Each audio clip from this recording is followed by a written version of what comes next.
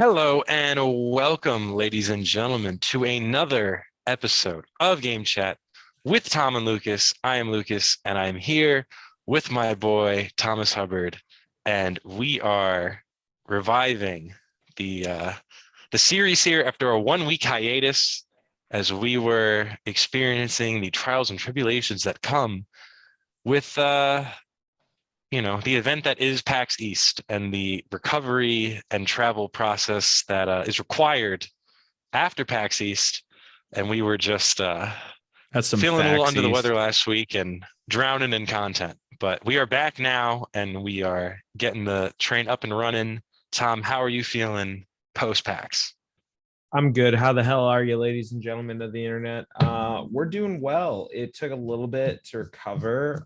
Monday was a bit of a struggle, but we're back. We're better. We're doing well. Glad it's Friday tomorrow. Glad to be back recording and pretty excited to talk about PAX East and just get back on the grind. We're gonna start up some season 3 talk soon as we get into the later episodes of season 2. As we move along, we got goals. We're trying to hit them, and I'm excited to get there with you, with Bill, and with all our friends along the way out there listening to us right now. That is true, but before we can get into the PAX East kind of recap what we're going for this episode, we got to remind the people once again that you can find us every Monday, aside from last Monday, but generally every Monday, new episodes are coming out. You can peep them on major listening platforms, aka Spotify, aka we also do streams on YouTube, aka one's coming out Saturday. And Also, this podcast will be on YouTube like every podcast we do. So if you want to see the best form of this podcast, where you can see lovely video and clip action of what the hell we're talking about, like and subscribe, baby. You know what to do. yes, Hit that little and bell button right there. Get some notifications going. We come out every Monday, like Lucas said. We stream every Saturday. You want to be knowing about it. I know you do.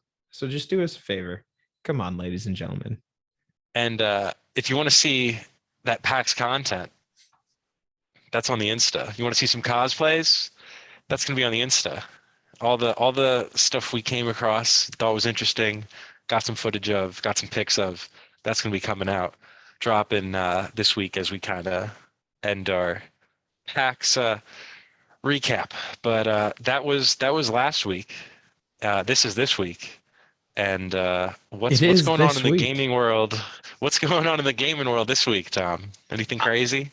There's actually quite a lot of PlayStation news that's been coming out this week, but I kind of wanted to hone in on focus on one story that I kind of thought was interesting because it kind of took me back to an older time when video games were simpler, when every platform that I can think of threw out video game demos. Lucas, you had the 360.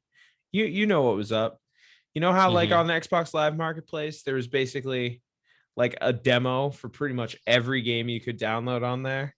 You could give it a try and see if you liked it before finalizing that purchase. PlayStation 3 had that. I specifically remember a time back in the day when I would play the ever living Shista out of the Modern Warfare 2 demo, where I would just be, up there in the snow, sniping people, doing my thing, working my way through. But it looks like on PlayStation, with the new PlayStation Plus upgrade, that's going to be making a return. In the news this week, it's been announced that developers are going to be required to make demos or 2-hour game trials for games that will cost an MSRP of $33.99 and up. So basically, if your game is going to be more expensive than $34, or actually, if it's going to be $34 or more expensive, which is about, the next gen titles, if you cut that in half, they're all usually coming out at $70 now. So I guess it's making it cut in half right there. You're going to need to basically give a 2-hour time trial where essentially I can just download your game and be able to play it for 2 hours. And then it's just going to cut off and ask me to buy it. Developers will be able to request on a case-by-case basis if they'd like to do a demo, or for instance, like a slice of a game, like a curated, prepared demo versus just, hey, have at it and play the first 2 hours of my game. So that's going to be coming with the new PlayStation Plus premium service. If you have the premium edition, that will include these trials, and that's the, I believe, second tier or the third tier, I believe, that is gonna be dropping in June at $18 a month and $120 dollars per year. What do you think about this, Lucas? Because in this day and age, there are quite a lot. I'm like, specifically with an indie game. We just came from PAX. We just saw tons of games that basically were teeny little games that had small booths people could go up and play. A lot of indie games out there nowadays are pretty short, I'd wager to say. Granted, not all of them are going to hit that price point where they're going to need to basically give away their games, but 2 hours for a game is a very real thing that happens nowadays. You know what I'm saying? I don't know. I feel like not every game needs that, but if they're making it a requirement, I don't know. I feel like I'm not going to do a demo for every game I get unless I have no idea what the game is. If I have a general idea, I'm just going to get the game. I feel like a demo's not going to make me change my mind on something like that. But yeah, for those smaller games, it's just another opportunity for people to kind of get that exposure. So it kind of benefits them, the developers and the publishers for those titles. But yeah, for like more major things, you're gonna pre-order. It's like you don't need a demo for something like that. Well, that also just depends on the fact, like, if I remember correctly, this is the second most expensive tier. Oh, the essential, the extra. Okay, so no, this is actually specifically with only the most expensive version of PlayStation Plus yeah. you're gonna get. Okay. So this So isn't not going to even affect me. yeah. I'd argue it won't affect most people because most people aren't gonna ball out for Yeah. the highest tier of that. I don't necessarily. It's a cool idea in essence, and it kind of harkens back to an older time. I personally prefer demos. I like, if a developer will curate like a level for me, like that can give you a good idea of what the game is, that can be fun. And I used to have a lot of fun with that, and it lets you, games that you might be swaying on where the reviews aren't necessarily helping you decide one way or the other. You can always try it out for yourself, but I don't know, the trials thing is where it gets iffy for me, that they just like let you run loose with a game for 2 hours. Because I feel like if you're going to play it for 2 hours, you're either going to like it or not. You're going to know. But then again, we'll see. I just thought it was an interesting thing I wanted to bring up just because it harkens back to an older time where these things were all available. But, I'm interested to see A, how many people are going to opt in for the premium service anyway, and B, how popular these demos would be. I don't necessarily know what kind of stats there'll be on that kind of stuff, like download numbers and whatnot, but certainly interesting to hear about anyway. Just another benefit for PlayStation Plus, I guess. Yeah, and I guess we'll see if other competitors follow suit with that idea, and demos get resurrected. It kind of brings in the bigger discussion too about just like how they're trying to compete with these other subscription services. It's just like, oh hey, like, we don't want to release God of War Ragnarok for the premium members day and date, but like, you can play a 2-hour demo of God of War Ragnarok. Maybe it's going to be interesting to see for sure. It's going to be interesting to see when God of War Ragnarok comes out, because this actually broke at PAX while we were there. One of the developers for the game, it actually was the day before PAX. It was on 420, I think. oh, maybe it was when we were coming back from the airport then. Maybe, yeah. But I saw it at some point. I probably saw it a day late. Yeah, basically, someone was asking Cory Barlog, who is, kind of in charge of all things God of War. why they haven't had any footage yet. And he was just like, hey, it's not up to par with what we want. So, we don't want to show it to you yet. And then people were freaking out like, oh no, is it going to get delayed again? And good old Twitter, aka Elon Musk's playground now. Someone just DM'd one of the directors for the game and was like, hey, is this coming out like this year? And he just straight up said Ragnarok is coming this year. And that is Bruno Velasquez, the Monica animation director for the game. So I don't know, Bruno, don't let us down. I'd be really disappointed if you just lied to us, but we'll see. Yeah, I mean, I'm hoping for the best. We'll see how it goes. I don't know. I think it is possibly one of the only games, if not the only game, that could give Elden Ring a run of its money for Game of the Year. But can't really do that if it doesn't come out this year, but it seems like it is. So holding out hope. We will see. It was kind of yeah. I mean, the first delay wasn't even the fault of anyone. It just kind of was like COVID plus Christopher Judge had like surgery Yeah. and just couldn't, like physically perform. There was just lots of So things involved with that for sure. yeah.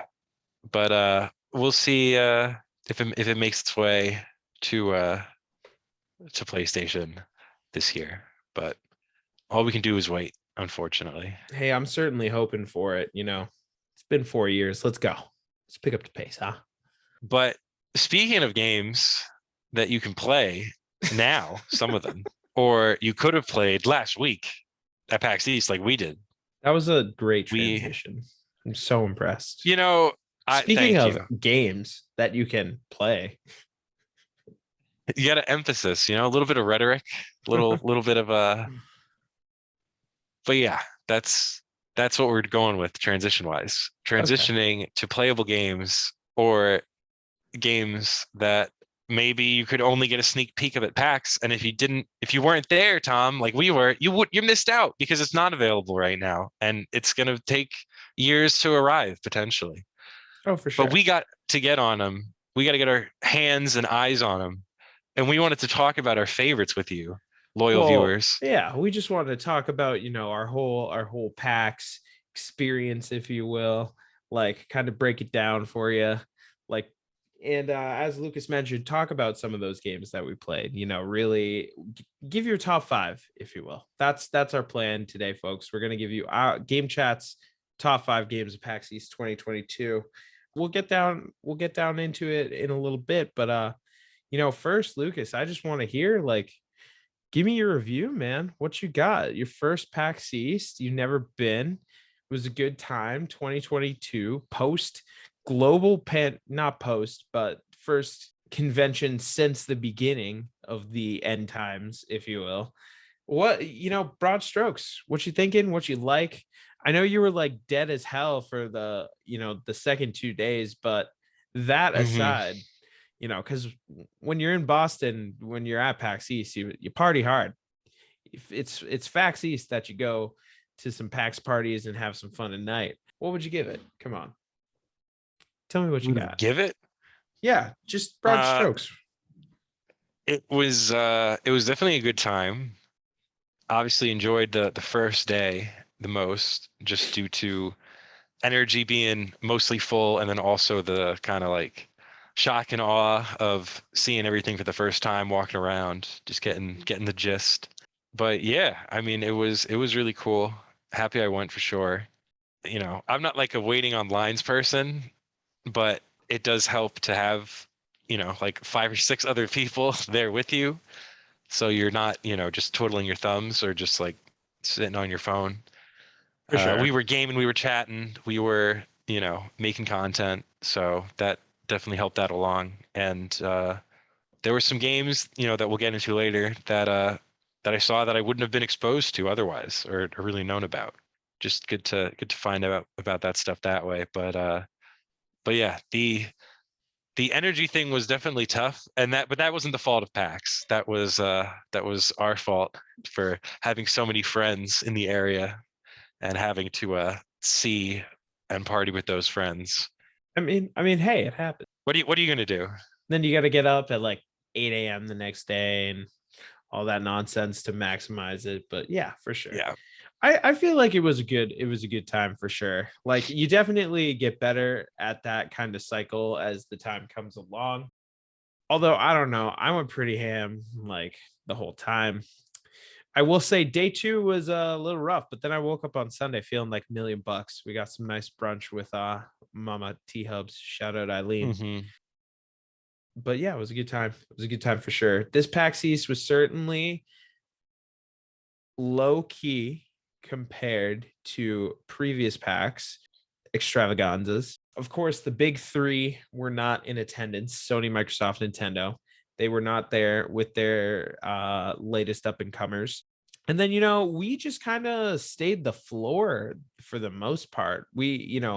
Our producer Bill hit up some panels. We never really got out to any of them. We tried to enter some tournaments, but the ones we wanted to get into, it filled up like very, very quickly. So we didn't get into any of the tourneys this year, which was a little disappointing if you ask me. We had a good time for sure. There was a ton to do on the floor. Um, it was nice that there was so much open space to a degree due to the fact that you weren't, literally bumping elbows shoulder to shoulder with people at all times. They definitely had some interesting choices of booths, but I'm excited for PAX to start building up and getting bigger and better as time goes on. But I'm glad you had a good time, homie. Glad you had a good time. What would you say, like, was your favorite part about it? Not necessarily your favorite game, but what did you like the most about it? And sounds like the thing you hated the most about it is the fact that it is indeed line simulator to a degree. Well, it's that, and then combined with like little to no sleep, it's just like it's like fighting to stay awake. Well, you're a heavy sleeper too. You need everybody needs their 8 hours. Lucas needs like his 10 hours. Well, if I don't get, yeah, like I can go that first day we got back from the airport really late and got up really early, but it's like I can make it through, like I can fight through like a day of no sleep. Mhm. But once one day turns into like 2 days or 3 days, it's just like, and we were, like you said, we were going pretty hard at night. And it got to the point where it was like when I was sober, I was exhausted. But then once we started drinking, I was like, oh, like where was this earlier? I feel so good. And then I'd wake up and be like, why am I doing this? This is so stupid. This is like the dumbest cycle.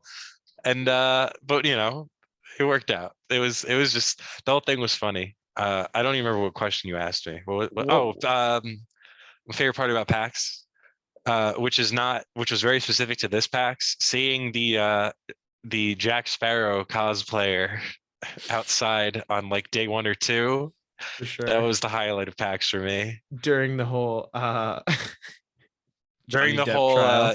Johnny Depp versus Amber Heard trial, and that guy was like the cosplayer was so in character. Like he had the movements and Dude, mannerisms down. He was carrying around a bottle of rum. the cosplay there is insane. People go hard and like work on these costumes like year round, all to just rock them at like one or two conventions they go to once a year. And then it's like, oh, that one's over. Like, what are we gonna go as next year? And then the cycle restarts. One of the favorite ones I saw was it's posted on our Insta. I took a picture with none other than Din Djarin, the Mandalorian himself. Real good cosplay. He followed us on Instagram actually. But some of the cosplay there always blows my mind. That one guy in the giant Pikachu suit, he was definitely feeling the same energy as you were towards the end of the days because you'd see him walking around totally inflatable and such. And then like you see him towards the end of the day, like heading up the escalator, and he's just like completely deflated, and like half of his costume isn't even on. And it's just like, ah, man, everybody's He rocked that cosplay every day he too. did.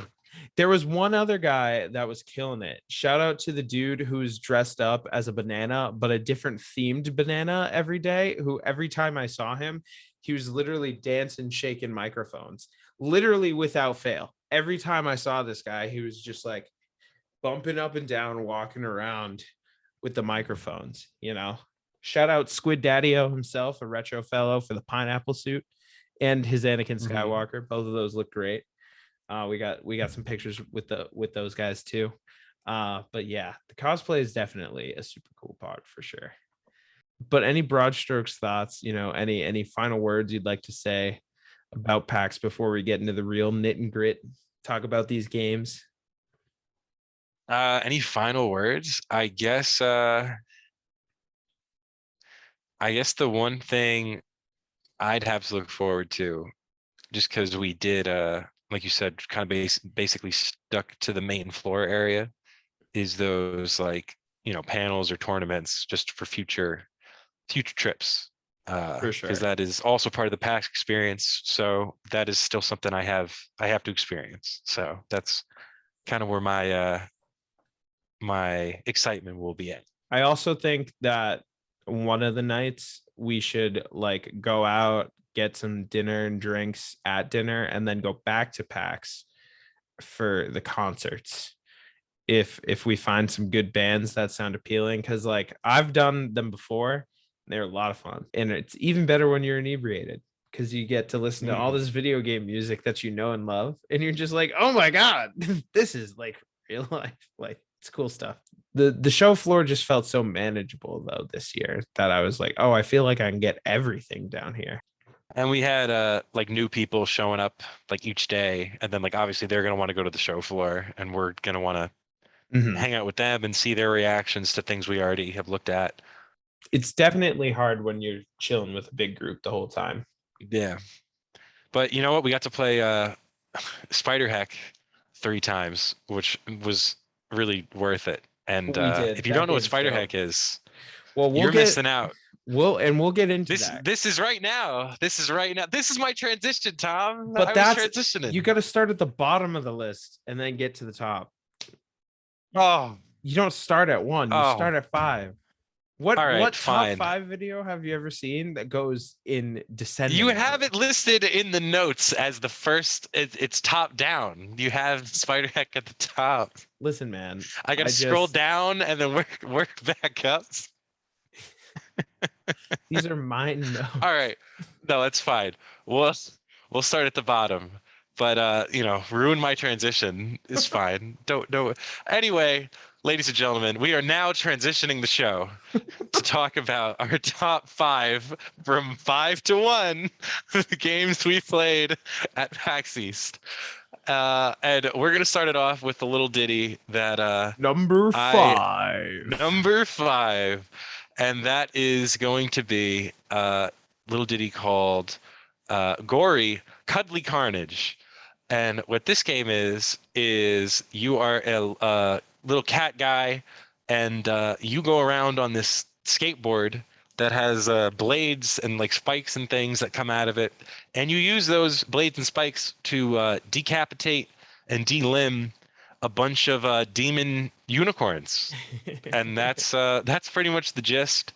It's as crazy as it sounds, and it was, I thought, like the perfect demo PAX game where you just hop in, you start, grinding on things and jumping and doing all these crazy tricks while also mowing down hordes of unicorn demons. And I had a great time. That was one of the few games that I like finished the demo fully, and I don't know if it'd be a game that I would get myself and play kind of in my spare time, but in terms of like just trying something out at a convention like that, I thought it was perfect. Just immediately grabbed your interest. It was easy to do, and it Very was easy it to was it learn. was a good like 15 minutes of fun. For sure. It Steam describes it as a skate and slash, where you're basically playing as a quote badass murder kitty on a death dealing hoverboard. Uh where yeah, as Lucas said, you're basically going around on this skateboard that has blades come out of it. You're hacking and slashing and building up combos as you do in most hack and slash games, but you're also like it felt very good. The movement of it was, I thought, very satisfying to play as. You're literally riding on a hoverboard, you're doing cool tricks, you're grinding on rails, as Lucas said. You can like slide through the unicorn. The combat feels super fun and like Hmm. not like convoluted at all. You're literally just able to like skate through and slide through these like unicorns that some are demonic looking, and Yeah, they all like blow up in blood and shit. It's pretty cool. it's very graphic. It's very graphic Um, for sure. but that's kind of what they're going for. And yeah, the formula is pretty simple, but And it works. It's you just play as like, such a cool, cute fucking cat, man. yeah. No, yeah, like the cat is animated like with immense detail. Yeah. Like, They're like it's fun. It's fun for sure. That game is developed by Angry Demon Studios and published by Wired Productions. The release date is on Steam. It says as soon as the unicorns allow it. And yes, and that'll only be available on PC, unfortunately. just PC as of now. Who knows? We'll Hmm. probably get a port at some point, you know? Although we did play, or at least I did, I played on a controller, so You the can controller felt pretty good. you can literally connect a controller to a No, PC. I'm saying Like if you that's wanted not to play with a controller, I think that is better than mouse and keyboard for this game in yeah, for particular. sure. For sure. Without a So doubt. that's the way to go. Yeah. It was at a cool booth where they had a lot of other different games to demo, all kind of by I think this like one publishing company. Like I said, it was published by Wire. Yes, it was a Wired Productions booth, and it was what led us to the booth. Actually, it was we found, and hopefully we got some footage of this. We found a teeny little robot that looked like a box, that was just like literally like following this dude around, seamlessly, not attached to anything. He must have had some tracker in his pocket or whatnot, but he was just literally like following this dude around with teeny little robot. And he led us into this booth where I was like, oh, there's a cat killing unicorns on a skateboard. This looks sick. Like, so it was a good time. It was a good time for sure. Definitely a solid demo for PAX, I'd say. One of the Mhm. more solid ones. And we came across some some demos that were not good for PAX, so Oh, it was absolutely. it was definitely one of the better demos we got our hands on. I'd say. I'd say. All right. Ready to move on? Yeah, we're going number 4 coming Number at you. 4. And for number 4, folks, we have got a game called Die by the Blade. This game is developed by Triple Hill Interact. It's developed in partnership by Triple Hill Interactive, Grindstone, and Toko Midori Games, and it is published by Quali, and it is a 1v1 fighter, a classic fighting game. But in this game, it's essentially a samurai punk world where you're playing as different samurai and samurai adjacent looking characters. Some have robot limbs, whatnot.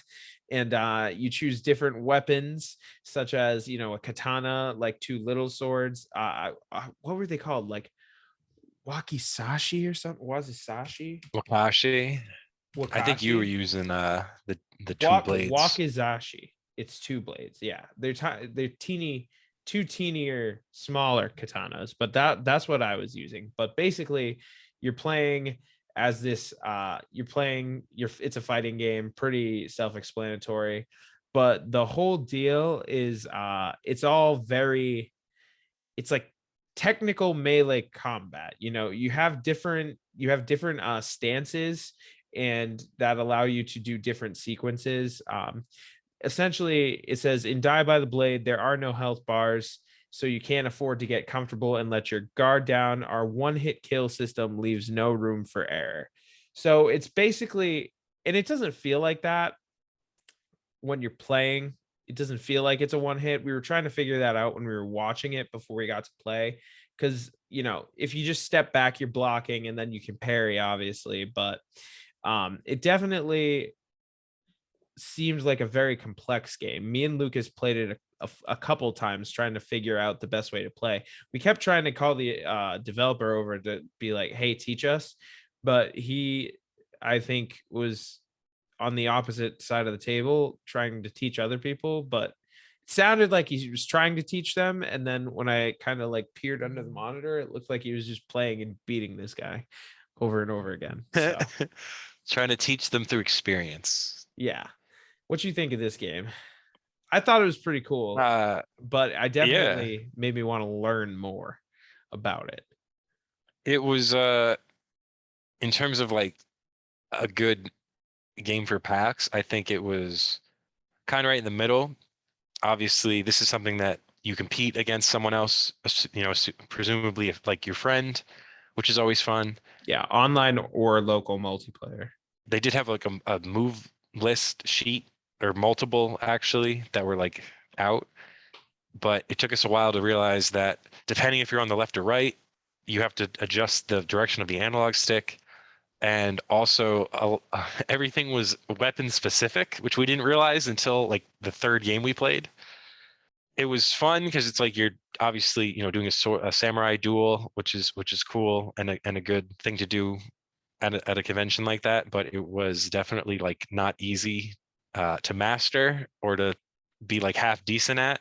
You can do like basic attacks, but those are pretty easy to just block or avoid. So then it becomes like who can spam one of these special moves correctly. It definitely seemed complex for sure. So a decent demo because it was cool and it's definitely something that we wanted to like spend more time with. But in terms of just walking up to a game and giving it a go, it was you know it was definitely not easy to figure out. Felt like a lower barrier of entry, but seems like it's like very, very deep at the end of the day in terms of the different stances, parries, whatnot. It reminded me of this like smaller game I got on Switch. I think it's called like One Hit Strike or something, but it's literally you're playing as two sword fighters and one hit kills you. But it's a lot like less involved than this. But you know, similar to like a lot of people were calling this a spiritual successor to Bushido Blade, which I've never played. I bet it's also a sword fighting game. Um, but yeah, definitely interesting. I would check it out. Like I said, this game is supposed to come out in 2022 and it's going to be available on all platforms. It's supposed to come to this year. We'll see. Keep your eye out for it if you like fighting games. Definitely interesting, pretty complex. Was fun to play against your friends at PAX for sure. It was one of those smaller walk-up booths that we didn't really have to wait in a line for, which was nice. Jumping in, Number 3. number 3. All right, Lucas, hit us with number 3.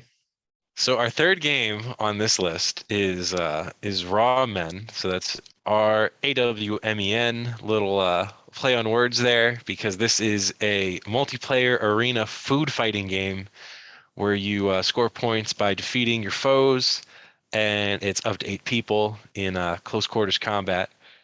And this was a game that Tom and I played together with 6 other people, and one of the other people absolutely obliterated everyone in the lobby. Probably not his first rodeo with the game. Tom said the game had been at Yeah. PAX the year before, but yeah, everyone in the everyone averaged like 30 to 40 points. This guy finished with over 200. So we were pretty much just spawning in and dying, so didn't really get a good gist of what the game was about. As But you can what are you gonna do? as you can imagine, a lot of games in development at PAX East. This one definitely still has some balancing issues to work out. Clearly, yeah, as Lucas mentioned, some dude was absolutely dominating in our lobby. He literally just like threw a sentry gun on top of a big ass giant tower in the center of the map, and you kind of couldn't do jack shit. Every time you spawned, you would go to the center of the map, and then you would be getting shot at from God knows where, and it was very hard to reach this sentry gun he put up top. Oh, Lucas is on the move. This is a game chat first. Oh no. Yeah, Lucas, ladies and gentlemen, quick inside baseball moment here. Lucas has been cutting in and out this entire episode. So clearly he's on the move to try to figure out something different. He's going to a nice different locale.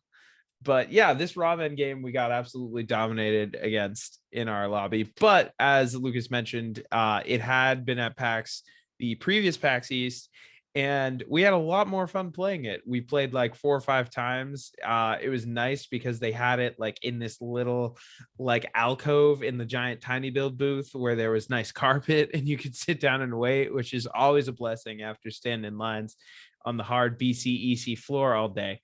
But yeah, this game is really cool. It's a lot of fun. Very unique for a shooter. I think the idea that all the weapons, power ups, and theme of this game is a food fight is insane. I would definitely check it out. This game is developed by Animal and also another tiny build published game, but it's going to be out on all platforms when it does come out. No release date as of today, but they are dropping a beta this summer. So if you want to try it out, hop into Steam. Just give it a Google. Raw Men is literally how you spell it, and you can sign up for that beta, and I highly recommend you do. It was one of the games in the giant tiny build carnival at PAX. Tiny Build is a publishing house for a lot of games. One of their most famous ones you might know out there, ladies and gentlemen, is Hello Neighbor, and now coming Hello Neighbor 2. They always have a really cool booth. It's all decked out in bright orange. It's like a carnival theme where they have like, you know, the punching bag game to see how high your score goes, and they have claw machines where you can win prizes and Steam codes and things like that. So definitely one of the more sought after titles at PAX. It seemed based on the lines and the weights, but you know, if you won, you got this cute little soup dumpling stress ball thing that you got to like toss around. It was pretty cool. We did not win, but a friend did, and he got one, and it was cool. But yeah, it is definitely one to check out for sure. So Billy won one. Billy ended up getting one of the soup. Our producer dumplings. got Yeah. got that stress ball. Yeah, I'm a little jealous of that, but you can play with 2 to 8 people online multiplayer. Definitely is a ton of fun. Yeah, that's kind of it for ramen. And since you were in transit for that whole time, why don't you lead us into number 2? Number 2 is coincidentally a sequel game. So this is Windjammers 2, which is the follow-up to the 1994 hit Windjammers. That might be a gaming record for amount of time elapsed between 2 games in the same series. But this is basically, hey, we'll have to check. We'll have to check with our fact checking. Our social media team on that. Or this is a perfect time to have Jamie look that up for us. That's But a hard thing to look up. yeah, but this is basically a frisbee game where you are just kind of playing. It kind of looks like old school. It's got a top-down perspective, really cool art style. But you're just trying to get your frisbee to get past your opponent into like this net that's behind, or Into if a it goal. lands on their side of the court, then it's also worth points. So, but you can do a bunch of different things. Each avatar that you pick has like their own special, some of which are significantly better than others. But you only find that out by actually trying out and playing. Tom figured out a couple games in that you can actually, instead of just catching frisbee like normal, you can punch it across, which can take your opponent, by surprise because it's going to travel a lot faster. But there's a lot of options that you can do. It's easy to pick up, hard to master, which is kind of the ideal formula. You can curve the frisbee like Neo and just bounce it off the sides to really, trick your opponent. You can try to dive and dash to make a save. It was like But surprisingly deep. I did not yeah, think it would be that deep. Like I really want to play this game like more. well, you can, because this game came out on January 20th of this year, and it is available for all major platforms. So Wow. anyone that wants to give this a try can play. This is probably something we'll cop It's and almost like I compete set you against. up for that one. Almost like you set me up. Almost like you launched it up in the air, and I am now going to catch it and throw it into your goal and Oh, get 5 yeah. to 8 points. We'll see about That was that the one. other cool thing too. Depending on which arena you picked, the different areas of your opponent's side were worth different amounts of points, or would actively change. One of the last maps we played on, if one of the players had a score streak going, their net would increase in point worth, which was pretty cool. So then if they got scored on, they're giving up more points. And Yeah. it's first to 21 and it's best 2 out of 3. So if you get I'm sure you I can think an change eight that point too. shot, yeah, 8 point shot can totally, get someone back in the game if they've been, losing the last couple of sets. So really, really cool. Oh yeah. I thought the casino map was cool too, where it's like it just kept rotating every single time, and every single time a disc was worth a different amount of points.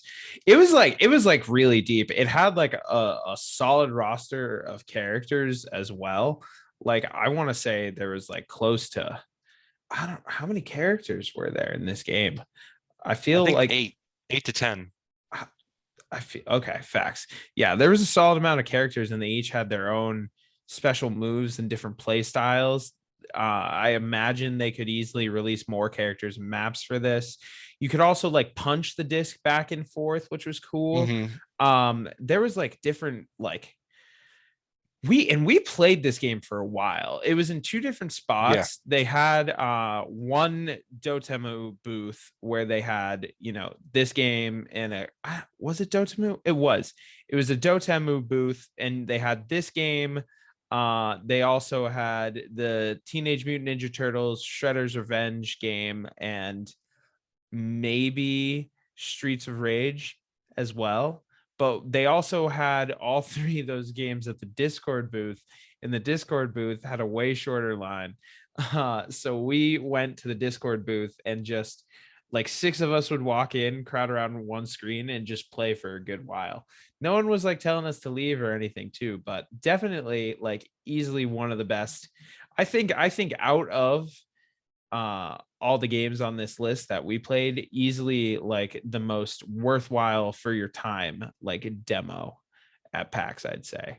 But it was a lot of fun. Yeah, as Lucas said, it's available now. I definitely think this is a game we'll get and probably Hmm. end up continuing to play as time goes on, because it's a lot of fun. Online PvP, you can do shared and split screen PvP, remote play on Steam and stuff. Yeah, I would definitely check this out. It was a lot of fun. And fun fact, our producer Bill, our very own look up man, hit us with some facts that apparently this is tied for with two other game series for the one of the longest releases between sequels. Battletoads Arcade and Battletoads released 26 years apart. Funny enough, another game that was directly next to us while we were playing Windjammers, but Streets of Rage 3 and 4 also was 26 years in between. And Windjammers 1 and 2 is in fact also 26 years in between. So kind of wild. But yeah. Any last notes on Windjammers? I mean, it's considering it's I think the only game on this list that it already came out. Definitely anyone listening, I would recommend just copping it. It was a great time. You getting the full game, full experience, and it was it was just the amount of stuff we were discovering, even like bringing, new people in each day to give it a try, and then they would like do something, would be like, shocked and ask them how they did it. Because we were kind of learning on the fly. It was just really cool. So, I mean, who knows how much more there is to it that we didn't even get to try out, but hopefully we will when we get it for ourselves. Do you think we'll cop that on PC or PlayStation? I honestly, my preferred platform would be Switch for that game, but you don't have a Well, it's Switch. is it crossplay? I would hope it's crossplay. I like am at the point where I kind of expect everything to be crossplay now. If it's on I would multiple doubt it, to be platforms, it's honest. just the way to do it. Is Windjammers 2 crossplay? Uh, only between Xbox and PC. Damn, it's big sad. Yeah. Yeah. Yeah. So probably a PC in that case.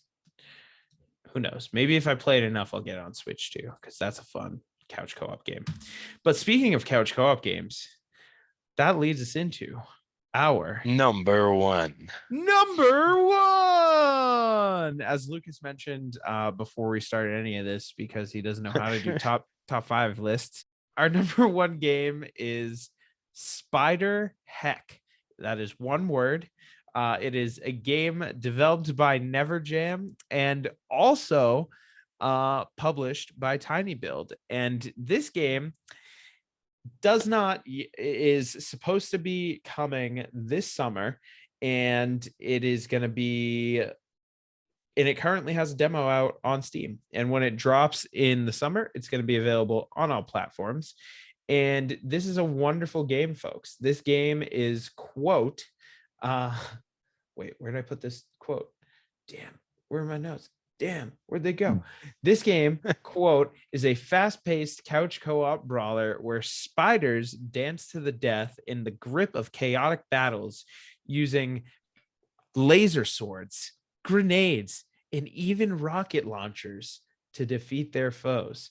And might I just say, it's so much fun swinging around like Smash-like arenas, like trying to kill your friends with lightsabers. It was easily like one of the most satisfying games there. We played it every single day, and it was probably one of the biggest games there too, because they literally had a giant glow up spider.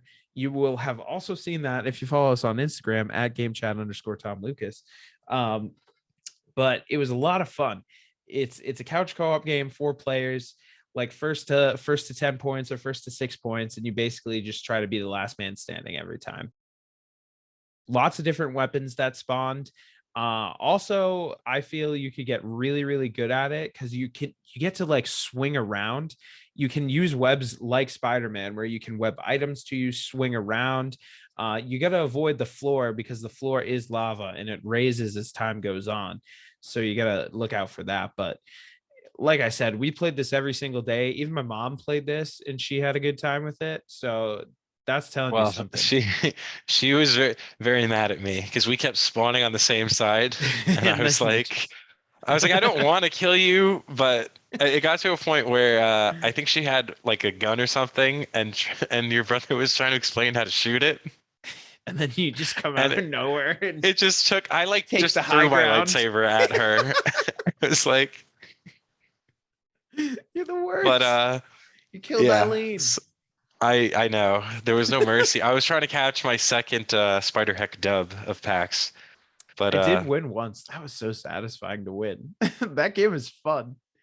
Well, that was crazy because the way I won, it was it's first to 6, or there's different it was first to 10 the first day, but they switched it because people realized how much fun it was and the lines started to get big, so they lowered the cap. But I went from 0 points to winning 5 games in a row. Like that's like just and Trevor did the same in our game with him. So it's just one of those games where you can just rack up wins like out of nowhere. So it's just really, really fast paced. The momentum can change in an instant, and I think all the games we played were all like pretty down to the wire, like people trading off wins. I felt like that too. There was never a game I played where somebody was like running away with it. It was always within 1 to 2 points between every player, which was definitely like, that's how you know it's a good game, when everybody can pick it up and it like every game feels like intense kind of down to the last minute. It was very easy to like pick up. Definitely seems hard to master, but like, oh my God, some of the stuff you could do.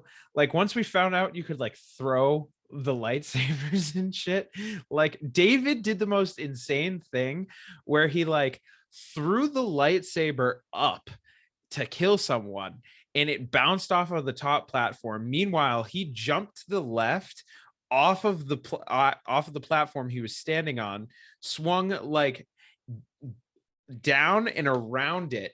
And when the lightsaber was coming back down from the first person he killed, he caught it.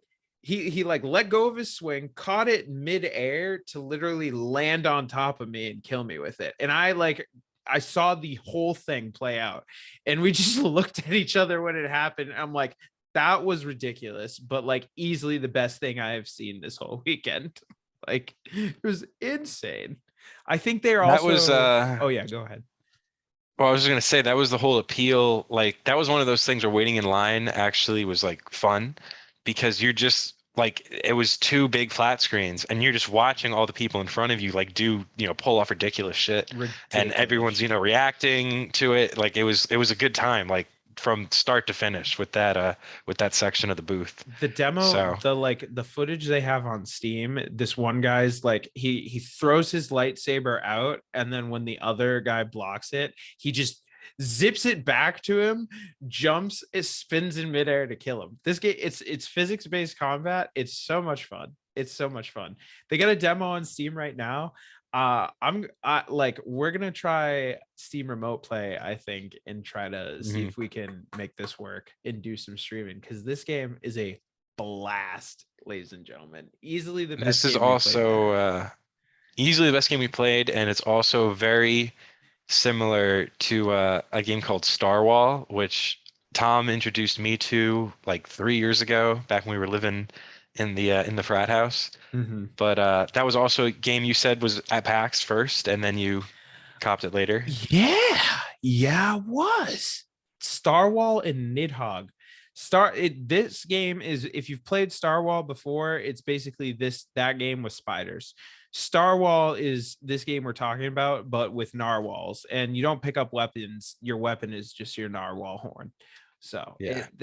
this one's definitely better though. This one's way better Oh, for sure. Because for this is sure. they're marketing it as like spiders with lightsabers, but there were so many different like types of weapons that you could use. Some were Uh, busted. Some were busted. They need to some were definitely ridiculous. Well, balance them. some yeah, like that like laser like shuriken thing was just you just throw it in the middle of the map and kill everyone. The One shotguns had one so was much just recoil on them one was that you just would a just laser die. cannon that just shoots Oh out a yeah. giant red line, and you can do nothing to stop it. It like went through. I Yeah. kept It's trying to just like block it with my lightsaber, because the lightsaber had blocked everything else up to that point, but not the giant death laser. Like, no. That's like Luke Skywalker trying to block the Death Star blast with his lightsaber. It's just not gonna it's it's not gonna just not gonna happen. work. Yeah, but that one was definitely a good one to pick. Keep your eyes out for that, ladies and gentlemen. It's supposed to come this summer. I asked the guy who's run the booth if he knew if it was going to be crossplay when it dropped, and he said, well, no, but we're going to try. So hopefully Right. everybody plays ball with this one and they can get what they deserve and really expand this out to a large audience, because this has the potential to get like Fall Guys level of hype. I could easily see this being a game people like becomes a massive trend for like, a solid month or two, and then, nobody plays it after that. But we at Game Chat will be in the middle of that trend and we'll blow up because of this game. That's my prediction for 2022. Well, I hope so. And that's what I'm going with. I think we're gonna get a ton of views and whatnot because we'll be running the hype train for that like 6 weeks that this is Absolutely. flooding the market and everybody's playing until inevitably something else comes out and people move on. That's our top five, ladies and gentlemen. So from bottom to top, we got number five was Gory, Cuddly, Carnage. Number four, Die by the Blade. Number three, Raw Men. Number two, Windjammers 2. And of course, number one, Spider Hack. So keep your eyes out for all of those games. I would definitely go to Steam if you can and cop that Spider Hack 2 demo. And I would definitely cop Windjammers, because Hmm. that one's already out. It's been out for like 3 months now. So definitely cop that one for sure. You got any honorable mentions? that didn't make our list. I have a couple, but I want to see what you got. Only ones that I would include would be These games, these honorable mentions, folks, these did not get considered for the list either because we didn't play them and just saw them and that we thought they looked cool, or they weren't that great when we played them. But so mine are going to be ones that I did, or actually, it's not even true. The first one is something I did play. I think you also played, and that is Elements, and that was a Breath of the Wild looking game where you had like a hang glider, you had like a dinosaur mount that you could get around on. big open world. The world looked pretty cool. There was different magic abilities, but the like physical combat was kind of simple, and like the developer there or the guy running the booth said that there was like a secret boss in this demo or something, which I ended up finding and kind of like didn't have a super hard time with. The melee So like didn't work in that. yeah, the magic part, like the magic combat was cool, but like yeah, the melee was like kind of whatever, and you were never really in any like danger when you were Yeah. coming across enemies. But visually, it looked cool. And again, it is a beta or an alpha. Actually, I think he said it's an alpha. I think But he said it was pre-alpha. I yeah, swear. Yeah. yeah, yeah, This yeah. one, like So it looked there's like, definitely improvements to be made. It's for not sure. finalized. It looked like it had a Um, lot of potential based on the like footage of the game we can that they were showing, but I don't know. They had like a Fortnite like build system in there. Like some of the combat looked really cool, but definitely they have their work cut out for them. But could be cool. it's a good starting point. Yeah, for sure, for sure. Another couple honorable mentions I got that I wanted to bring up were one game. It was a MOBA battle royale. Definitely not a good demo to like really dive into, and that was the last thing we played at PAX too. Yeah. So it was also not a great one to like leave off on. But Eternal Return. It was a MOBA slash battle royale where you basically go along a shrinking arena collecting items and materials to make a better item build and be the last man standing. Looked like that one's out and is free to play, I believe, so I kind of want to try it if you're down sometime. MOBA is not a great demo at PAX. My mom played that and the lady was like telling her how to do it the whole time and was like, oh, you're doing so good, like you've got this. And like she got to like phase 4 out of 8 and she's like, okay, you got to phase 4, now here's what you got to do. And my mom was just like, no, I'm done. And just like literally like was like, I'm good, got up and left. That was funny. Yeah, it had a lot of menus. There was a lot to Yeah. especially if you're not familiar with that type of game, which the guy was like, "Oh, you've played League before." And I was like, "Oh yeah." Like I hadn't, but I didn't want to like I was like, "You don't have to help me, man. Like I'm not even worth your time. Like I'll just walk around and look at stuff and eventually die," which ended up happening. But Trevor like figured it out immediately and won. He won out of Yeah. the 18, yeah, which was cool, for sure. I thought that was hype. But they had a couple of Souls-like games that look cool there too that I wanted to honor. One of which I played, one of which we looked at all 3 days and just never like got around to. Yeah.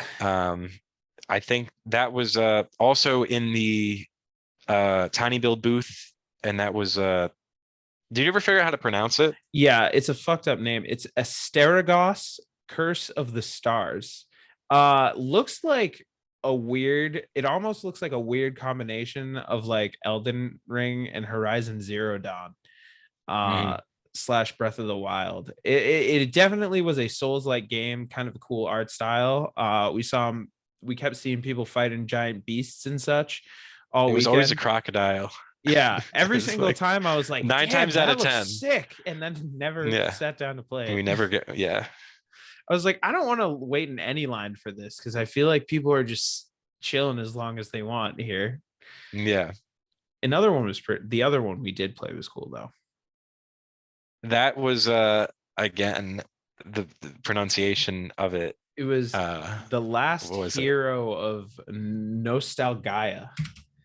Nostalgia. But yeah, it's like a play on nostalgia. You're Yes. just a stick man, and it's literally just Dark Souls, but Yeah. there's a guy commentating like as you progress, and It's he's funny a Dark real Souls. ass. It's funny Dark Yeah, Souls. it's like big satire. And the combat there was like I actually like you felt in danger. Like you couldn't Oh it was yeah, definitely harder than elements. for sure. So Anything was harder than Elements. yeah, But yeah, there was a but lot that was of pretty cool. there was definitely a lot of games out there that we could continue to talk about, but those are the honorable ones. Anyway, Hmm. that's our list. But yeah, overall, good ass PAX East. I had a blast. I had a fun time seeing you. I had a fun time seeing Bill and all the homies and hanging out. Sad we didn't get to go to the Acer Predator party with Squid Daddy-O himself because somebody didn't want to wait in line. It was some buddies. It was 10 people that were with us that Folks, I all literally was voted trying to not to go. convince the group to go to the gamer party at the club. And instead, everybody was like, let's wait 45 minutes in the line No, at the bar right next to the club instead. that was out of my hands. I was not part of that vote. I wanted to go bowling, like You wanted to walk another 2 and miles. yeah, but just to we ended up ruining a birthday party. So We did no such thing. We cannot be to blame our for that. presence in Boston crashed a birthday party because said attendees wanted to come hang with us. So I was trying to avoid that, but we ended up going Apologies, to Hong Kong, which Julia. was with the probably best bar in Boston is my vote. We had a blast the 2 nights we were there. There's a woman that So walks around selling $1 teriyaki chicken skewers, and it is and there's the best. another woman that walks around selling $3 Jello shots. It's the best. So yeah, we had a good time. As we close out this episode, Tom, do you have something you want to share with everyone? Yeah, I'm supposed to be moving back to Massachusetts pretty soon. Still working out the logistics on that, but we'll give you more info when we get it. All right, there we go. A little sneak peek there for you loyal listeners. So For stay those who have tuned. made it this far. Yes, stay tuned for more info on that and on Game Chat in general. And you can find that information on our social media platforms, Yes, you be it can. Instagram, YouTube. Yes, sir. Keep it locked. We'll have more PAX content. We'll be streaming this weekend live on the people. YouTube channel. Just go to our Instagram, right? Click that follow button at GameChat_Tom Lucas. Easy names to spell. Lucas with a C, not with a K, for all you people who might be thinking otherwise. It's on the logo. But you go there, you follow us, you check out some of our photos, and then you scroll up. There's a little link right in our bio. You see, that's the link tree. You click that, you get all the access. That's the portal. That's the place to go. It'll take you anywhere where we are.